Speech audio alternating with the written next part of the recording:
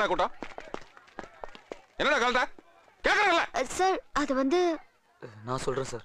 அந்த பசங்க என்கிட்ட கடன் வாங்கியிருந்தானுங்க.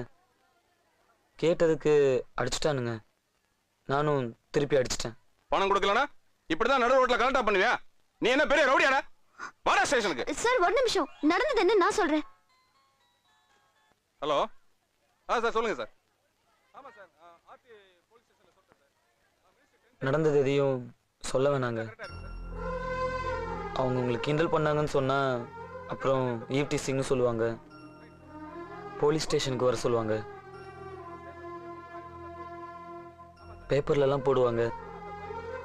எதுக்குங்க உங்களுக்கு அந்த அசிங்கம்? எதுவாக இருந்தாலும் என்னோட போட்டுங்க.